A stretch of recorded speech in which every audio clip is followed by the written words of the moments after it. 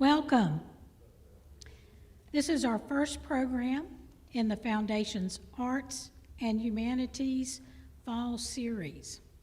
And tonight is an extra special night because it's the annual William S. Bretman Lecture. And after 1.5 years, we have an audience with people here. Yes. We are going to win this thing, aren't we? So I want to welcome you, but also we hope to have some people viewing from their home. As with all our lectures, at the end of at the conclusion of the talk, we'll take questions from the audience, but we'll also take some online, and Emily Bird will facilitate that. And in our audience tonight is actually the person whom this annual lecture is named after. We want to pay tribute to William S. Bretman, or as we know him, Bill. And without Bill, we would not have our Arts and Humanities program here. When he retired as a rector of St. Stephen's Episcopal Church in 1999, he embarked on a collaboration with Jack Cannon that would result in the Arts and Humanities program for the Foundation. If you do the math, it's been going on about 22 years. Bill began with teaching classes on the Greek classics. He ventured into a variety of topics, too numerous to name here, but just say religion, American history, poets like W.H. Auden, and so many more. Around 2015, he would hand it off to the capable Kay Cook, who is also with us here tonight. And we just want to acknowledge both of your contributions to this program. Bill, if you could raise your hand or stand. Kay, if you can do the same. Thank you.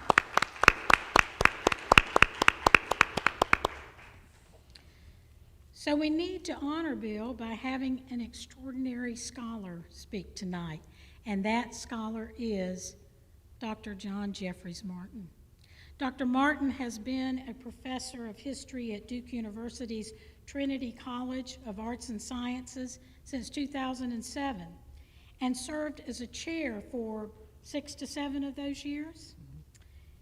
He is a historian of early modern Europe with a focus on the social, cultural, and intellectual history of 16th and 17th century Italy, which allows him to go research in Italy, which I think is wonderful.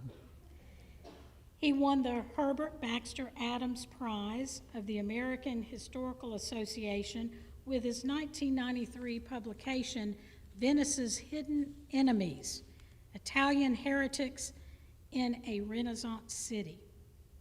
He has published other titles, has been the editor, or is the editor, co-editor of several volumes, including Renaissance World in 2007. And he's the author of some 50 articles and essays.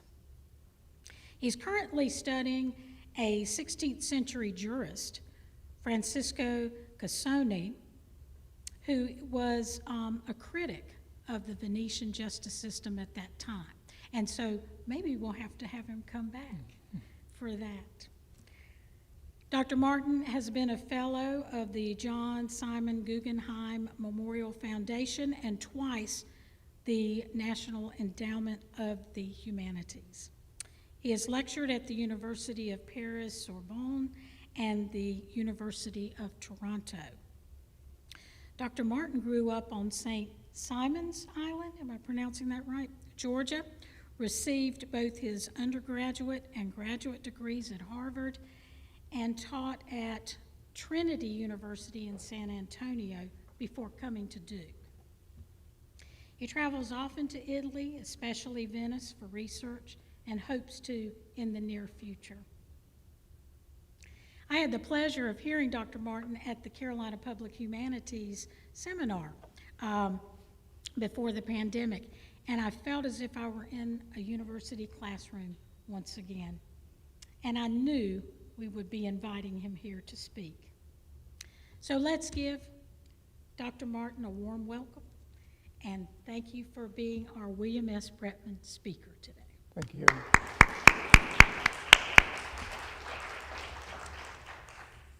Thank you, Charlotte, and thank all of you for this invitation. I'm honored to be at Wayne Community College. I'm delighted to be participating in your Arts and Humanities program, and I'm especially honored to be the William S. Bretman lecturer this year. I had a chance to speak with Bill briefly beforehand, and I discovered, I had a suspicion from the research I had done, but I discovered to my amazement that my uncle was one of his instructors at Sewanee. And I think my uncle would be both appalled at the kinds of work I do. I wish I could have a conversation with him, but unfortunately he's no longer here. In my remarks today, I'm going to be talking about three kinds of institutions, or three kinds of structures that really nourished the intellectual and creative life of a Renaissance city. And I'm going to be talking about the printing press and the print shops in the city and the kinds of intellectual exchanges and activities that took place in them. And then I'm going to talk about the University of Padua, just outside Venice, a university that brought students from throughout Europe, both from Northern Europe and from Italy and Spain, to study at what was then one of the top universities on the continent. And finally, I'm going to talk about a more informal institution, which was the salon, gatherings of nobles and the homes of the wealthy for conversations about important matters.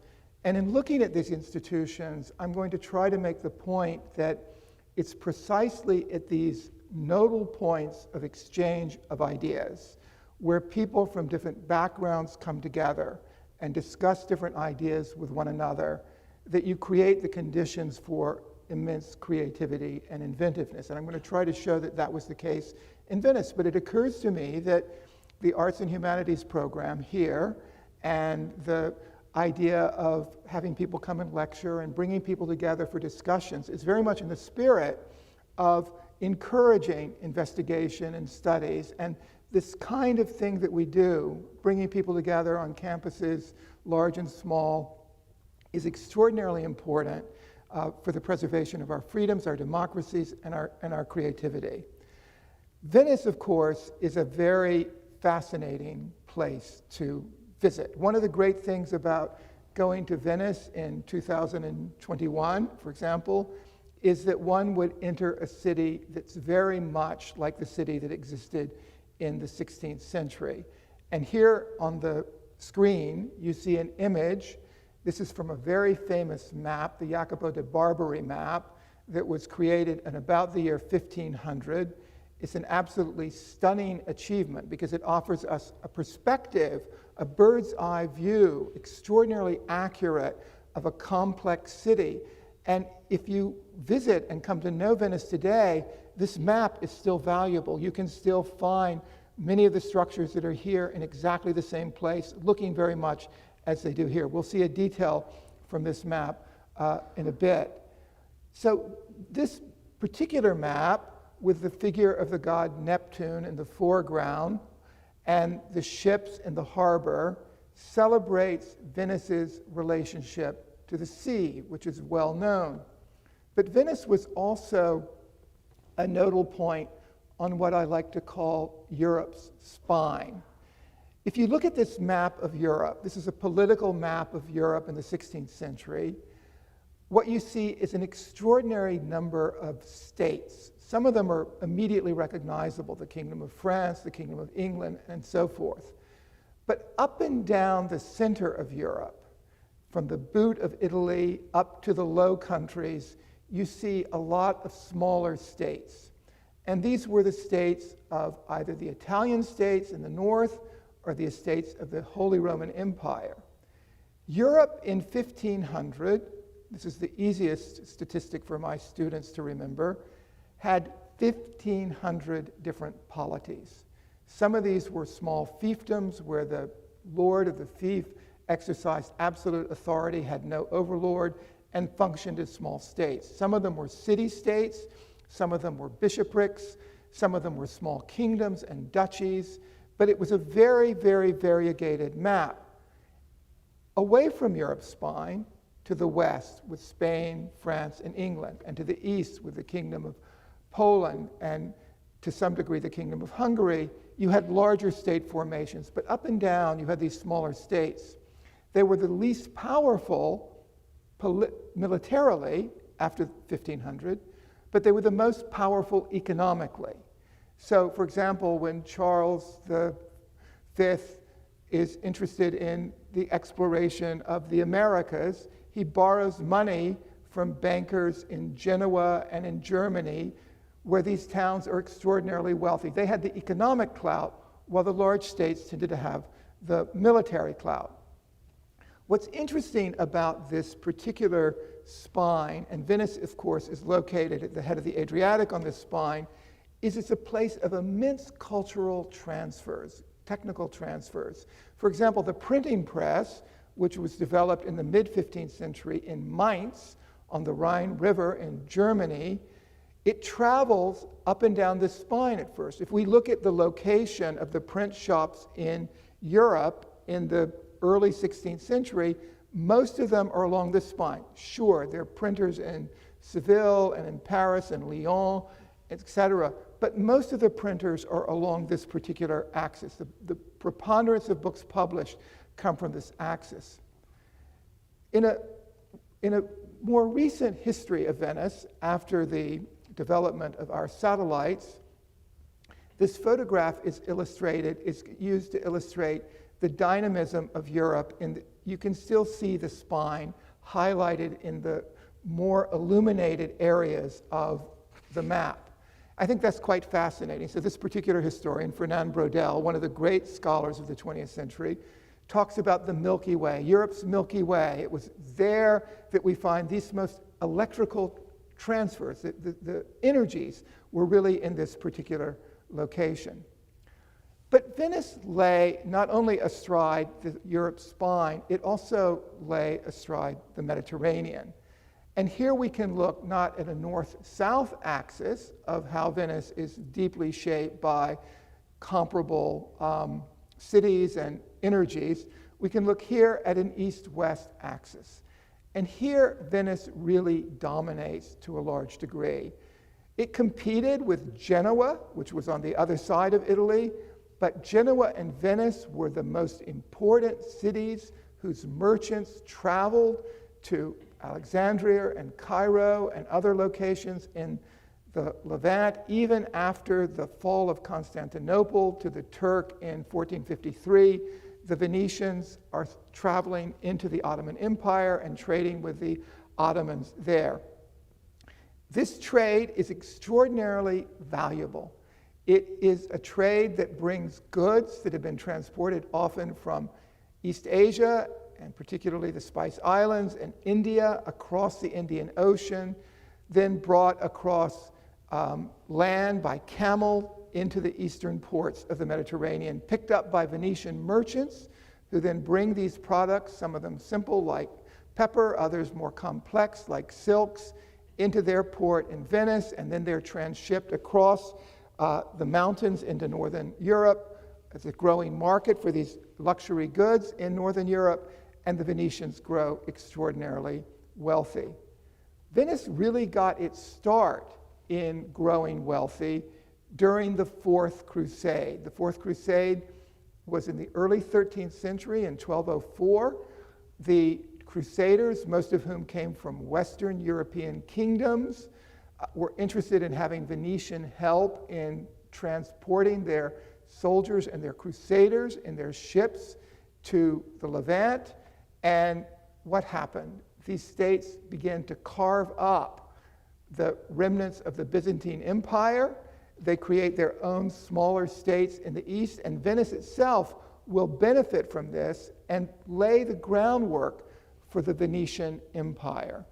Venice was an imperial power from the 13th century down until its collapse in 1797 when the Napoleonic troops approached the city.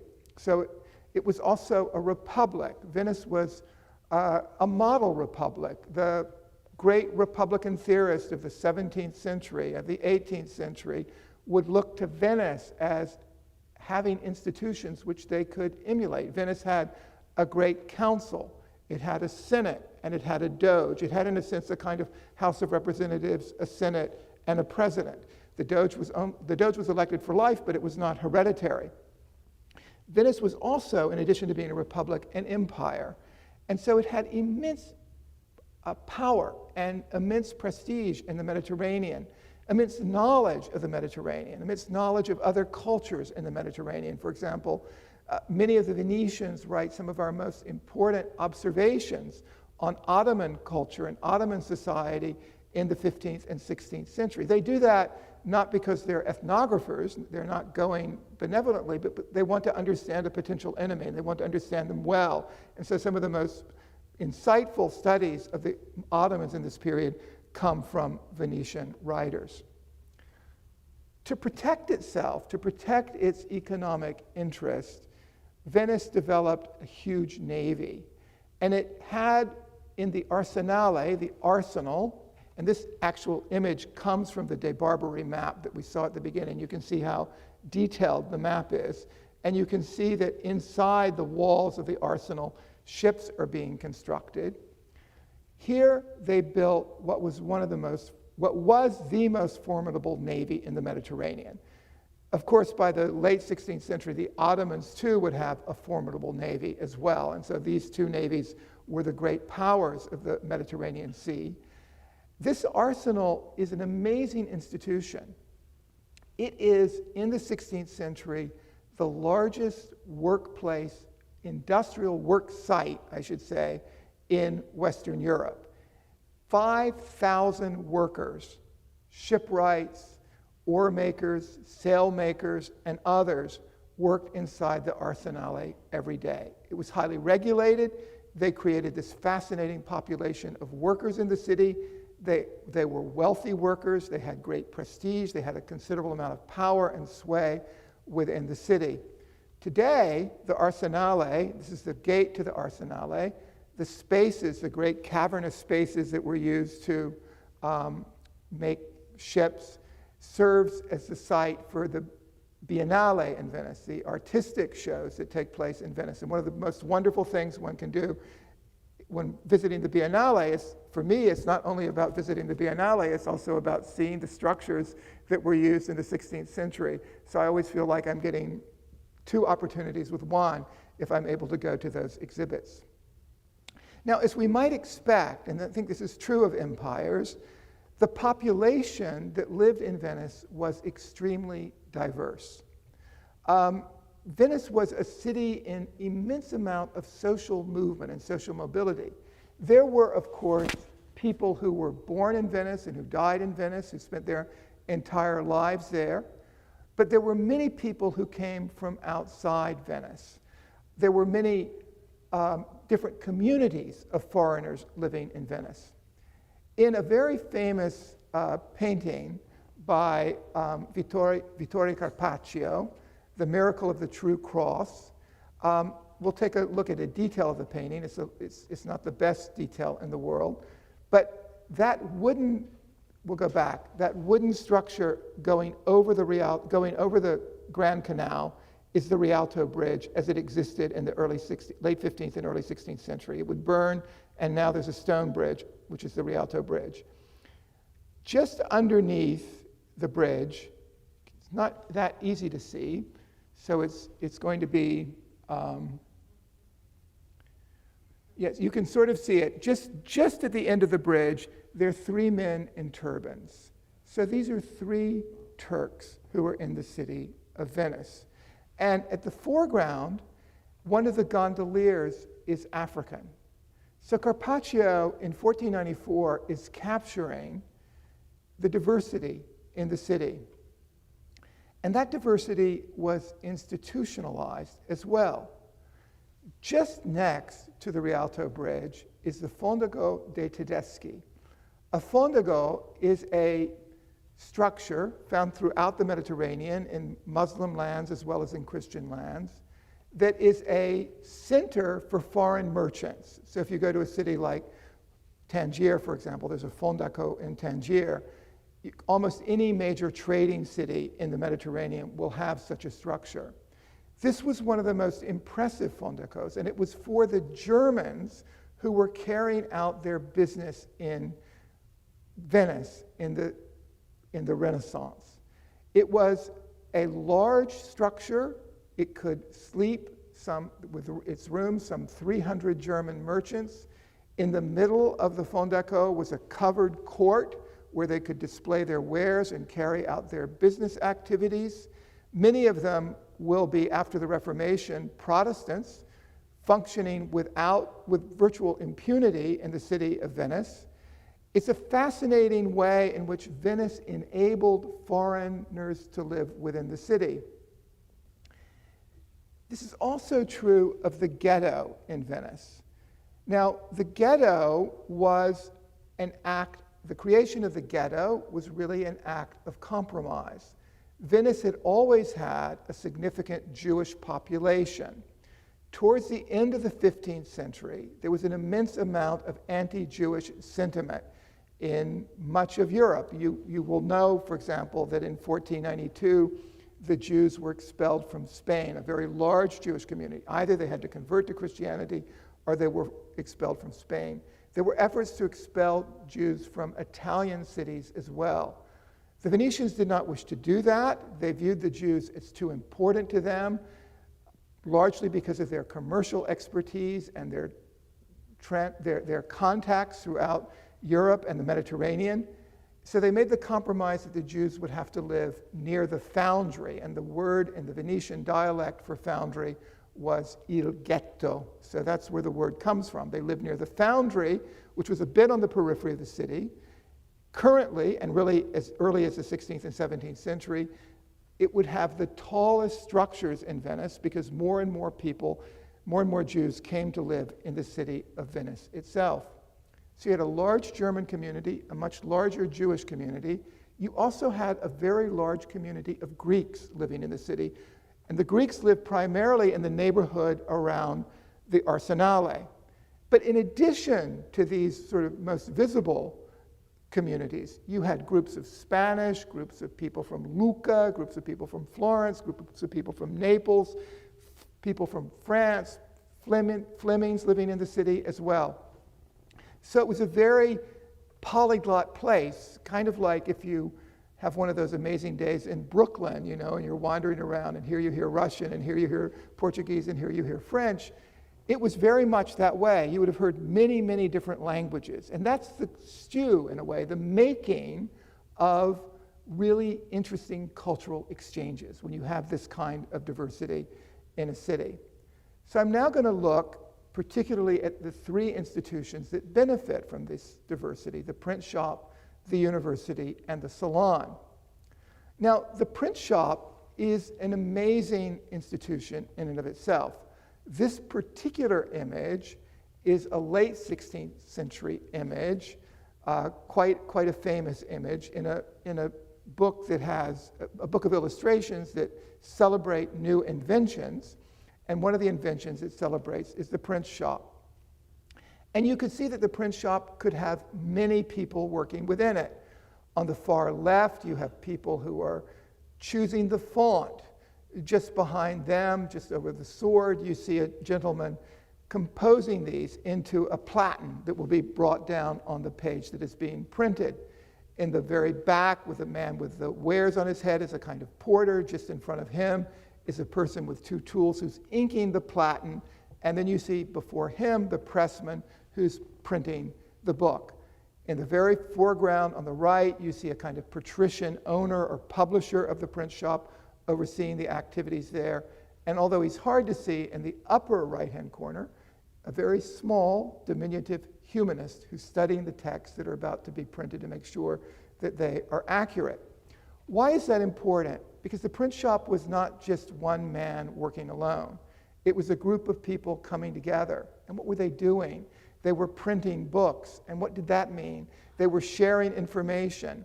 And they couldn't just do this mechanically. They had to read the book very carefully. Or if they were working usually from a manuscript. They had to be sure they were capturing exactly what the manuscript said. There was an enormous amount of, therefore, intellectual exchange that took place in these shops. And one of the great printers of this period was Aldo Manuzio. Aldo Manuzio would make his reputation through creating what we might call, they weren't paperbacks, but they were kind of the equivalent, the Renaissance equivalent of the paperback. You know, if you look at old books in a library, often you see folio volumes, very large, heavy volumes. Well, he created the octavo, a much smaller book, and he would print very famous texts like works by Cicero or Sallust or Cato, and print those in these very small volumes. He would print them in their original language. He would also print Greek text in the original language. And he developed a very beautiful font. I'm not sure how well that shows up, but if you can see that, you can read that. I mean, I know it's in Latin, but you can still read the letters. And that's an amazing thing. He modernizes print. He makes it very accessible. His books have an enormous success in Europe at this time. And they do a lot to bring the ideas of the past, this is part of the Renaissance, the rebirth of the past, to a broader and broader public. But other things happen with intellectual exchanges in Venice at this time, things that I have found to be absolutely stunning and exciting.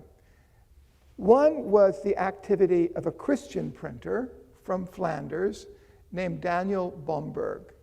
And Bomberg was from a wealthy family, and he came to Venice to see how he might make his fortune. And when he first came to Venice, and it seems to have been almost by accident, although nothing is really completely accidental, he met a man named Felice de Prato, who was a Christian but had converted to Christianity from Judaism.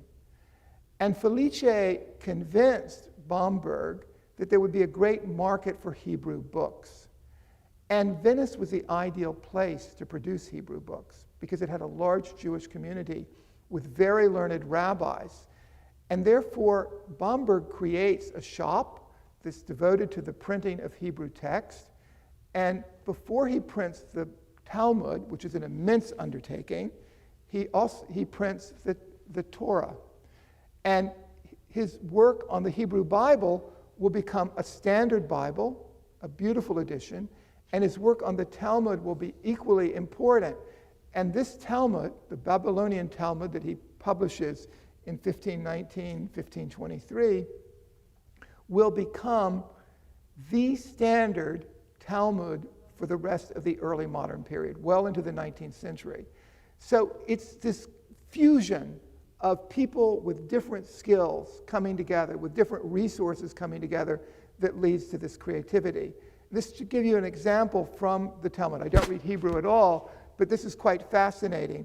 You see the commentaries around the text. You see the same thing in Christian texts from this period, where perhaps the text of the Bible is only a small part, and the commentators fill the page. And the Talmud is full of these fascinating pages that Jewish rabbis, but also literate members of Jewish communities would read and study. It becomes a passion for many Jews in the early modern period to study the Talmud, which they can now do in a printed form, and that is something new in this period.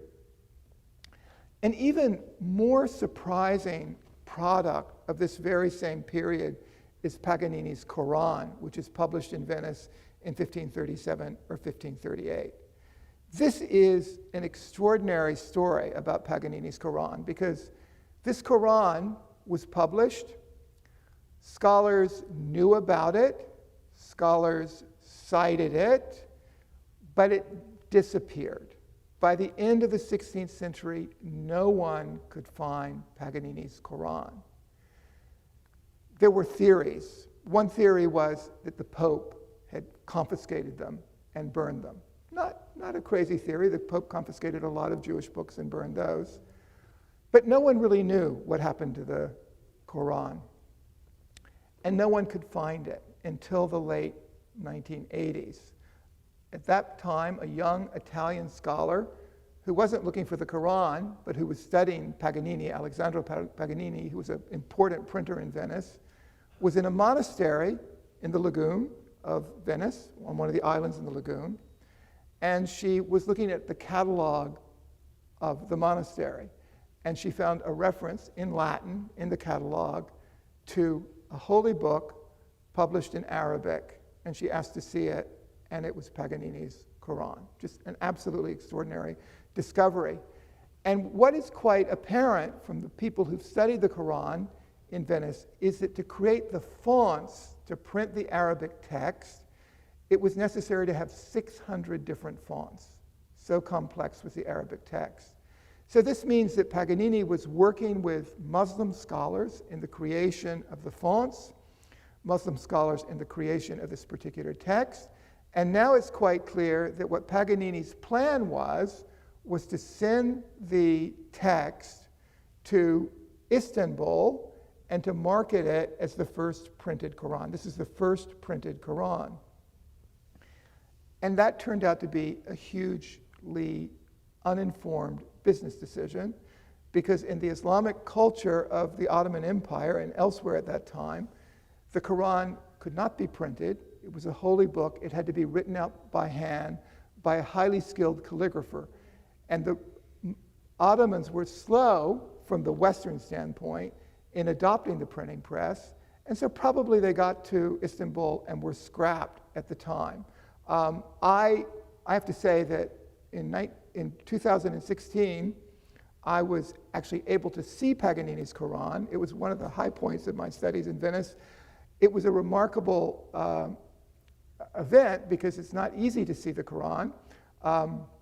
But I was with a Catholic priest from Milan and one of his colleagues who's a scholar, and we went to a library in Venice at the Library of San Francesco della Vigna, which has an ecumenical studies institute.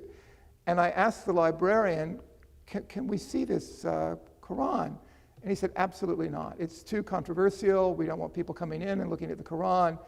And then the priest said, well, could we at least see the major collection of the library? So he took us into the bowels of the library, and we're looking at these beautiful folio volumes from the 15th and 16th century, and we were looking at them for about an hour. And at a certain point, the librarian said, you know what? The three of you seem scholarly. I will show you the Quran. So we were actually able to see it, and I was thrilled by that. The Quran would also find its way into an Italian translation in 1547, Andrea Arrivabene's famous translation of the Quran, which also had within it a lot of sort of ethnographic and historical material on the history of Islam. One of the oddest people in Venice in this period was Guillaume Postel. He was a French polyglot. He was extraordinarily precocious in his study of languages. He studied not only Western European languages in Latin and Greek and Hebrew, but he knew many of the Eastern languages as well, including Ottoman Turkish. And as a young man, he was asked to accompany the French ambassador to Istanbul. He would publish one of the first books on comparative linguistics. But he also spent a lot of time in Venice. And he thrived on the kind of culture that Venice was in the first half of the 16th century, of this polyglot, multicultural, diverse world. And that would greatly inform his studies. So printing was one of the sources of creativity. But equally important was the University of Padua. Padua was the Venetian state university. It's about a 20-minute train ride outside of Venice today. In the 16th century, it was where all the sons of the nobles of Venice went to study, and it was also a magnet for scholars and students from throughout the Western world. There were Polish, Flemish, French, English, German students at the University of Padua. There were also students from Spain. There were students from Naples and Florence and Rome. It was a place that really celebrated the diversity of students inside the university. It seems to me that that is at the heart of what universities can do. That universities can be places where people from different backgrounds can come together and exchange ideas. That can be an enormously fruitful undertaking. This university would become extraordinarily powerful in its influence. And here's a 17th century illustration of the main building at the University of Padua. It's called in Italian Il Bo, which is for the ox, because apparently it was built on the location of a butchery and ox market. And it becomes this extraordinary place of learning. Padua will be enormously inventive in the 16th century. Its botanical garden is the first university botanical garden in Europe. I think the Florentines developed a garden the year before they did. But the botanical garden in Padua would become famous for its own diversity.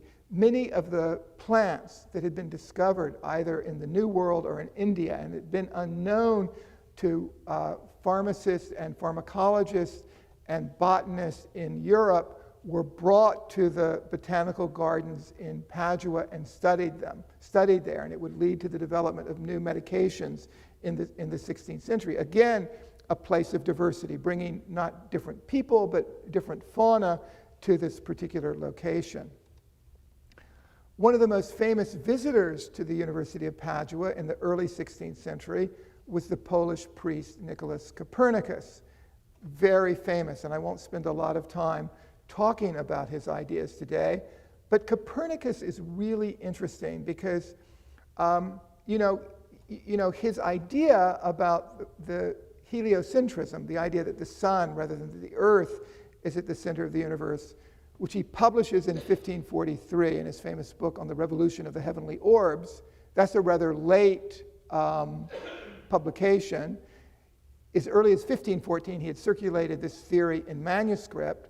But before he circulated it in manuscript, we know that in Padua, he studied Arabic manuscripts which had illustrations in them that suggested a heliocentric model, because the Arabs had already developed a heliocentric model, and many of his ideas derived from these. He did not read Arabic, but he could study the illustrations, he could talk with a colleague who could read Arabic, and this helped him develop his confidence that the sun, rather than the earth, must be at the center of the universe. So again, the possibility of reading new text, of exchanging ideas, is important.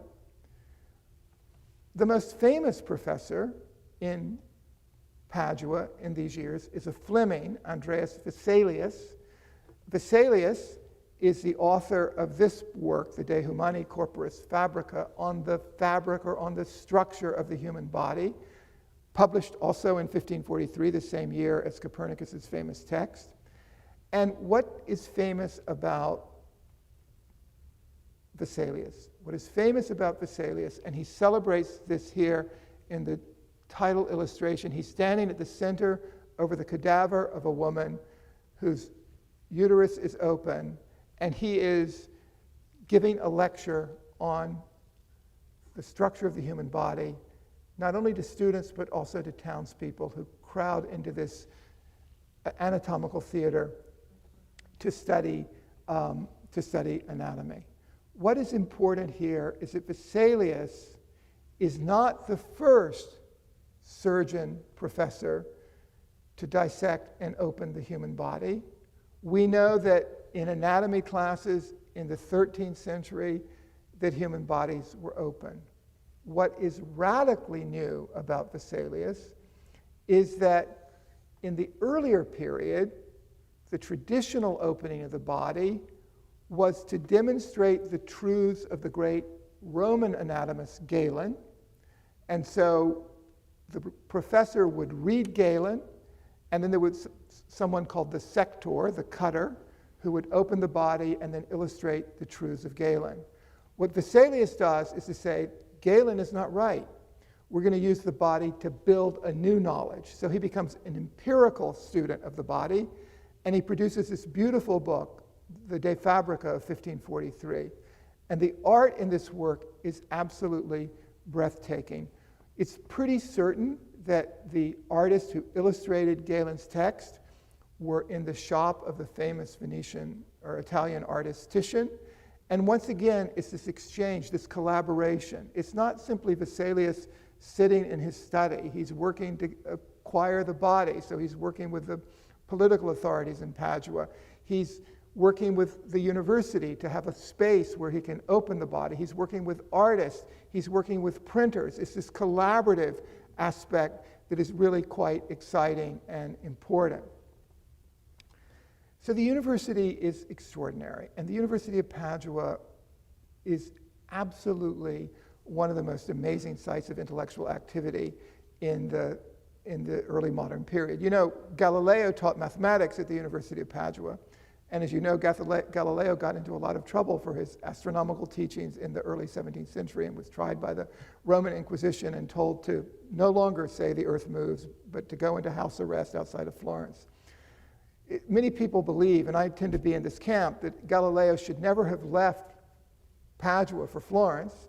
He was making a pittance of an income as a mathematics professor at the University of Padua, and after he published his book, The Starry Messenger, dedicated to the Medici prince, he was offered a huge stipend to become the court astronomer in Florence. Florence was very close to the papacy and very much under the control of the papacy. Venice, by contrast, was quite diffident and not so much under the control of the papacy.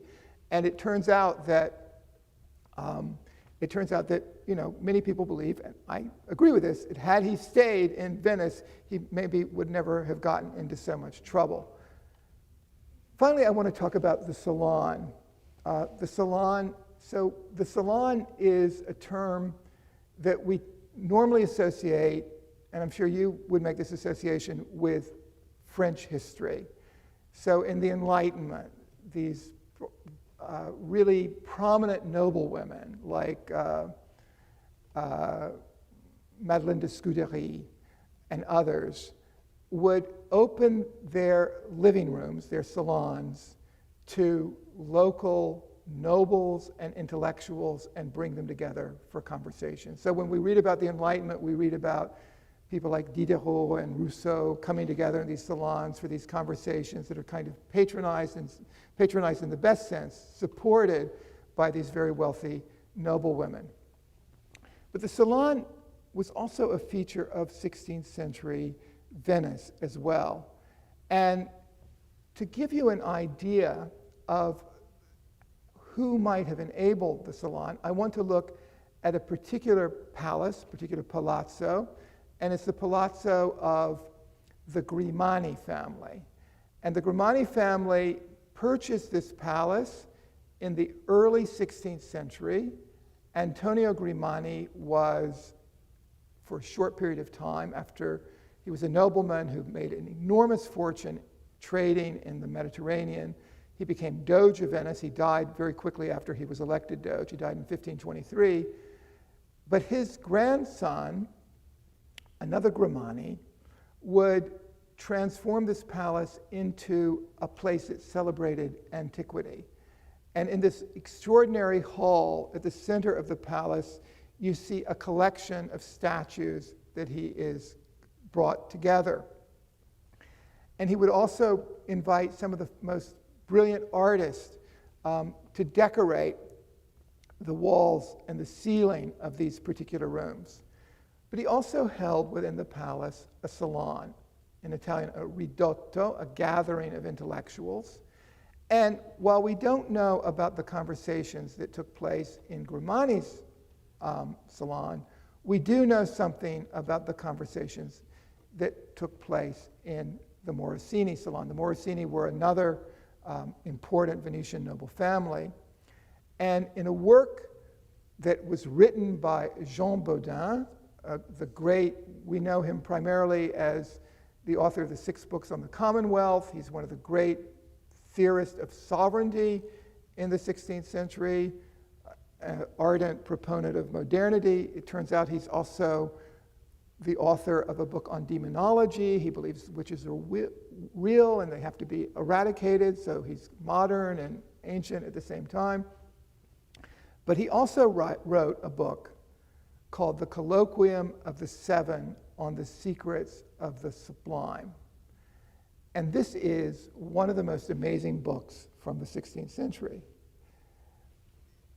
in this dialogue, which takes place in a Venetian salon, there's a Roman Catholic, a Lutheran, a Calvinist, a Jew, a Muslim, a skeptic, and one other that I'm not remembering. And they have a conversation, a long and sustained conversation. This is not a short book, about the nature of the true religion. And what happens in this conversation? Well, here we have the glimpse of people from different religious traditions discovering places of sharp disagreement, for sure, but also discovering places of immense harmony and agreement. It's a deeply ecumenical work. It's a work that has within it a considerable amount of ideas about what we might today call tolerance. And I have a passage from it that I want to read to you, if I can find it.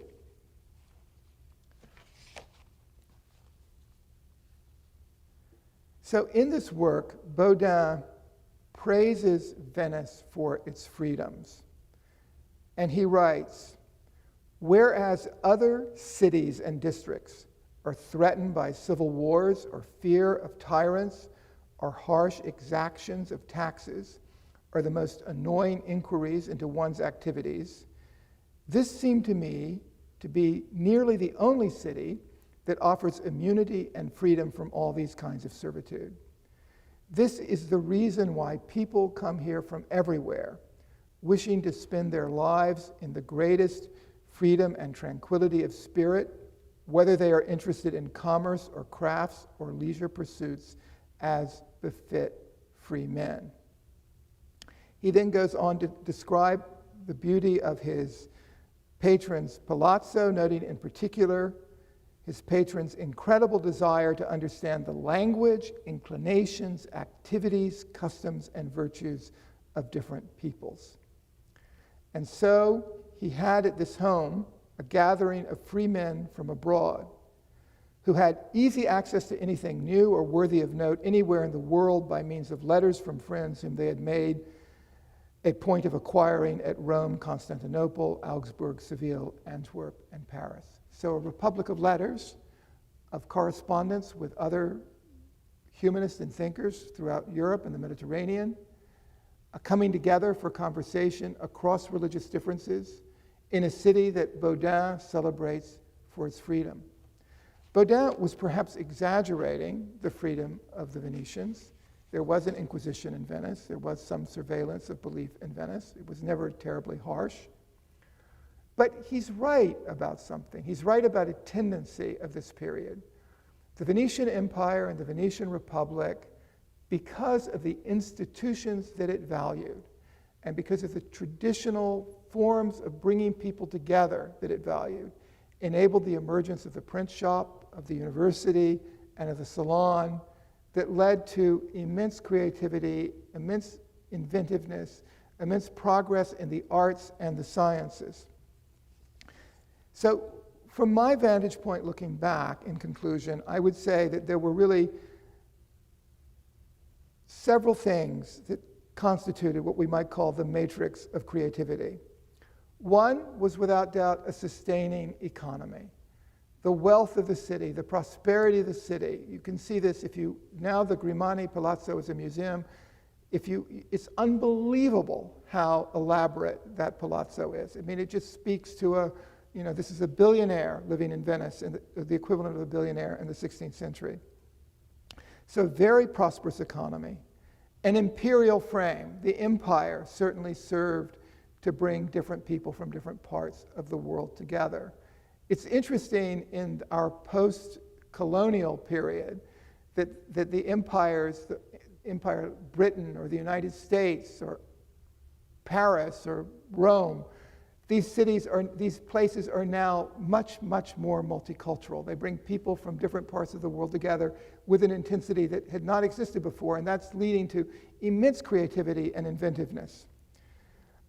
Foreign communities and foreigners make a huge contribution. New technologies lead to the transfer of, there's a transfer of technologies. Printing is the ideal institution here, and sustaining institutions. The college and the university are critical.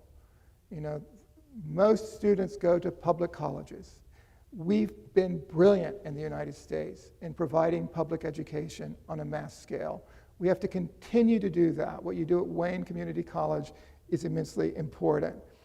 The institution of the university, which comes into existence in the 11th and 12th century in Europe, that institution has now survived for almost a millennium, and it's been a place.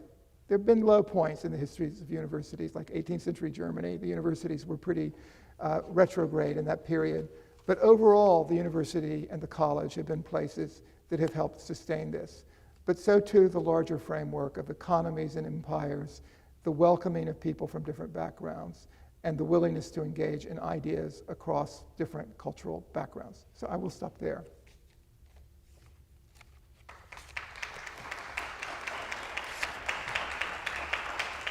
And I'm happy to take any questions you might have, if there are any questions. If anybody has any questions, if you'll just raise your hand and I'll come to you.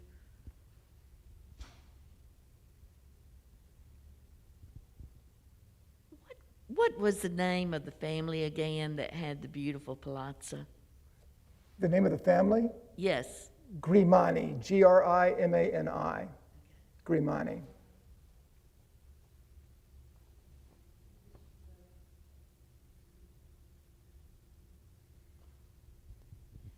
After this wonderful golden age, I'm sorry, I'm not. after this wonderful golden age, what brought it to the end? Was it Napoleon and the wars at that time? So what brought it to an end was the development of the Atlantic world. The rise first of Portugal and Spain, and then above all the rise of the Dutch, the English, and the French. And they're creating the most important trade routes. So they eclipse Venice. Venice falls behind. I have to say, though, that we don't want to exaggerate the degree to which it falls behind. It's still a relatively important center, but it's overtaken by a new economy.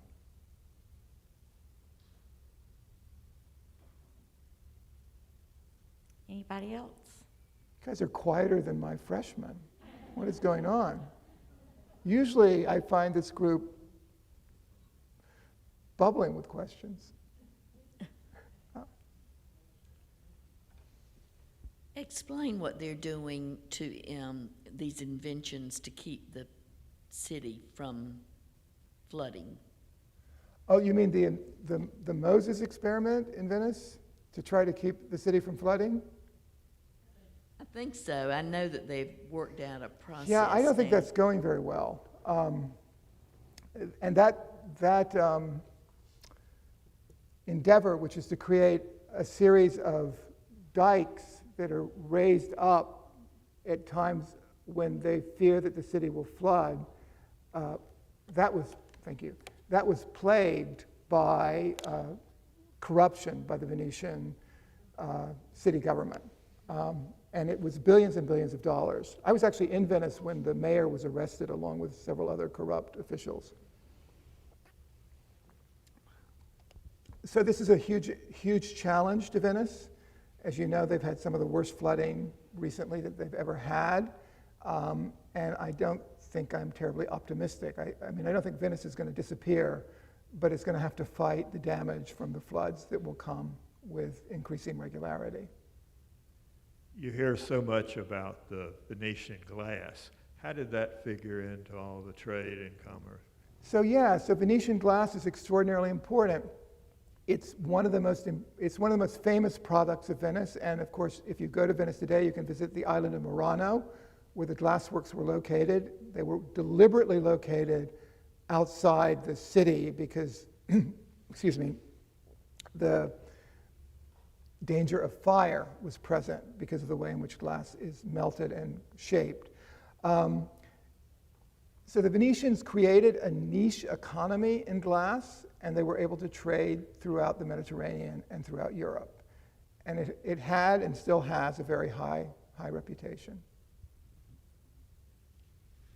Why did the Venetians not partake in the age of exploration, considering their experience and the wealth that they had? So that is a wonderful question. In a way, they did partake in the age of exploration. One of the noble merchants of Venice in either the late 14th or early 15th century was one of the first Europeans to explore in some depth the west coast of Africa. And his reports were very important. John Cabot was from a Venetian family, and so he was engaged in exploration. But the Venetians really were focusing on the Mediterranean.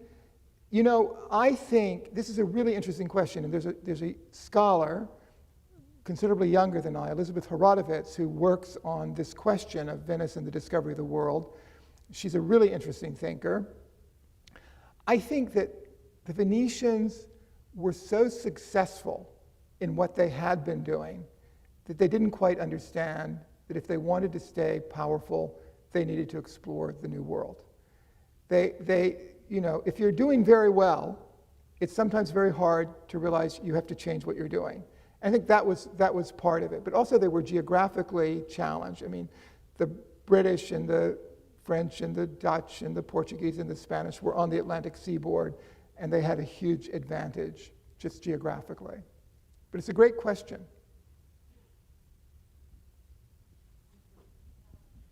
Could you comment a little more about the military prowess of Venice and its demise?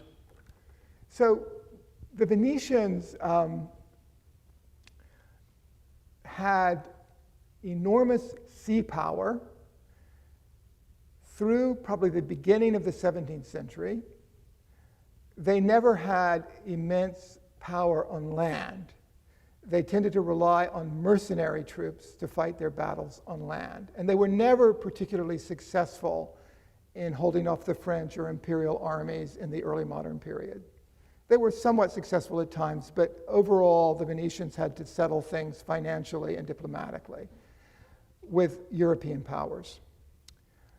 By the early 17th century, it's the trade wealth, the wealth of tradesmen or merchants in Venice, and they are the nobles of Venice, cannot compete with what it had been in the mid and late 16th century.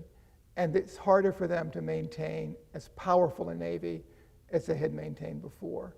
And also by the middle of the 17th century, the political reality of the Mediterranean has really fallen to two great superpowers, one Eastern, one Western. The Western is Habsburg Spain, which is much more powerful militarily and with its navy than Venice, and the Eastern one is the Ottoman Empire, which also has an incredibly powerful navy. And Venice becomes overshadowed by these two great empires. You know, one of the things that's really interesting about studying history is our empires are always shifting. Nothing ever stays the same. Yes? Is tourism still or is it the main industry of Venice at this point?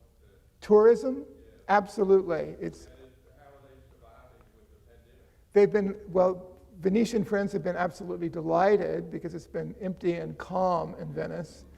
But I'm sure many of the merchants in Venice have been very damaged by the pandemic. But it's coming back. I was in Italy this summer. I wasn't in Venice, but there's a lot of activity in Italy now. People are masking and keeping socially distanced and only entering in small numbers into stores and so forth. So it's coming back. But tourism in Venice in the last 30 or 40 years has been a problem because the city's literally overrun by tourists, particularly those who come on the great cruise ships, and 12,000 at a time flood into the city. Can you talk about the effect of the plague on Venice economy? Of the plague? Yeah, so of course the plague hit Venice in the 14th century, the Black Death. The plague would recur in Venetian history. There was a terrible outbreak of plague in Venice in about 1576 that killed a large percentage of the population, and it led to the development of the Church of the Redentore on the island of Giudecca, and down to this day there's a day where once a year the Venetians celebrate the delivery of Venice from the plague. But on a serious note, the struggle of these cities with, it was usually bubonic plague, that was the plague of the Black Death, and bubonic plague would remain endemic in Europe until the 18th century. these cities struggled really in very sophisticated ways to try to manage the plague. For example, the Venetians are responsible for our word quarantine because they required merchants who were coming from outside the city to stay on their boats for 40 days before they entered Venice to be sure that they weren't bringing plague with them. The cities would try, and not only Venice, and Venice had advantages because it's an island city, but cities like Milan and Florence would do the same.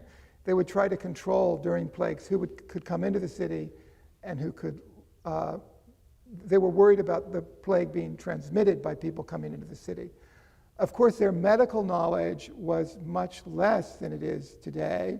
They did not really understand the mechanism of transmission of the disease, but they tried to. And so the doctors in Padua the medical doctors were working very hard to try to understand the disease at the same time. They had a hospital system, which was essentially a kind of hospice system. So it was a period of immense stress on the city. It's been, our own pandemic has been a period of immense stress on our culture. When we look back at a city where as many as a third of the city could die in an outbreak of bubonic plague, you can only imagine how much greater the stress must have been for them. Any other questions? Oh, Hello. Thank you for your insightful lecture. I'm love sorry. your maps.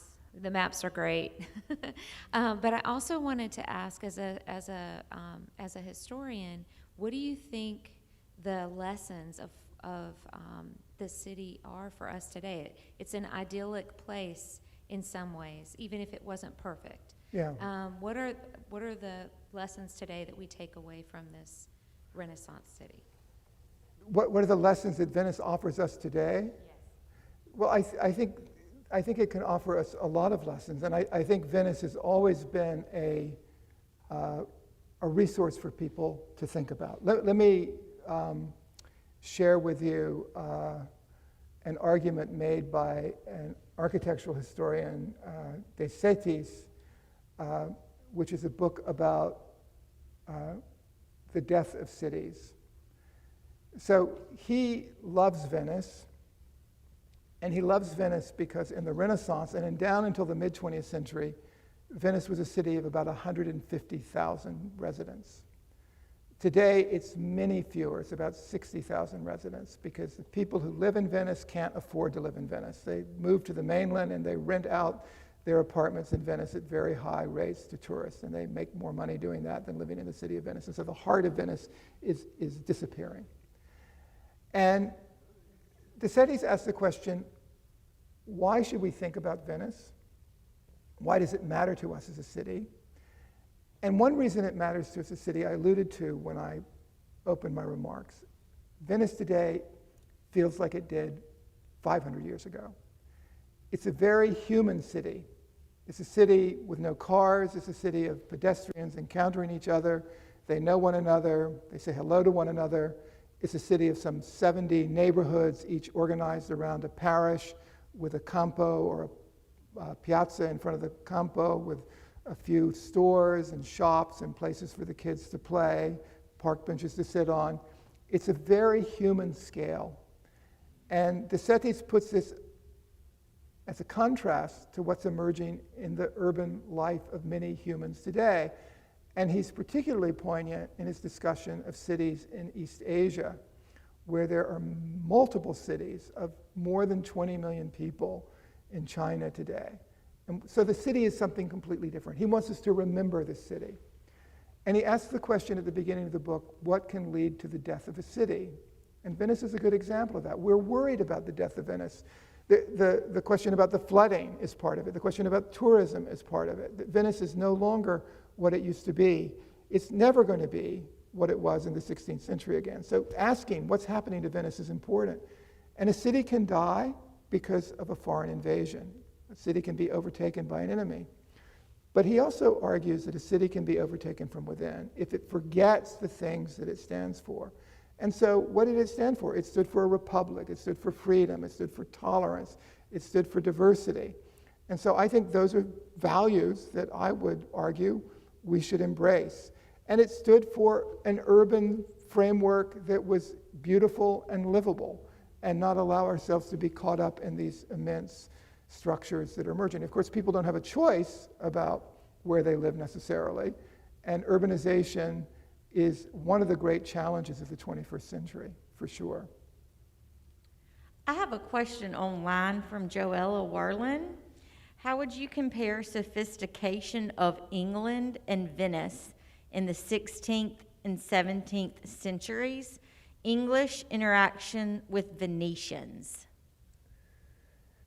How would I compare England and Venice in the 16th and 17th century? Their Yes. sophistication? Yes. I would say they were similar in many, many ways. They have a different political system.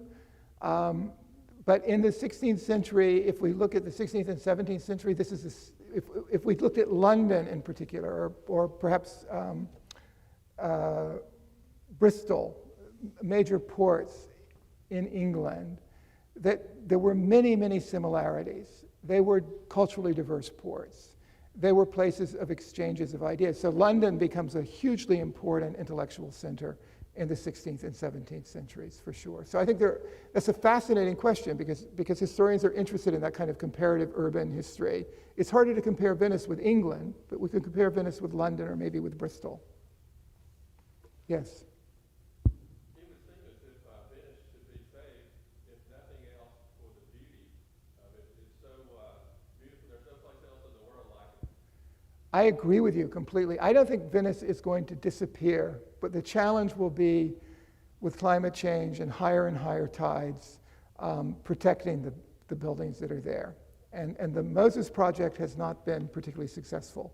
But they are raising some of the buildings in Venice to try to make them higher. They have ways of blocking off the entries to buildings to keep the floodwaters from coming in if they're not too high. Most Venetians who live in Venice do not live on the ground floor, they live upstairs because the city has the tide come into it quite frequently. So it will be there for a long time. Dr. Martin, thank you so much.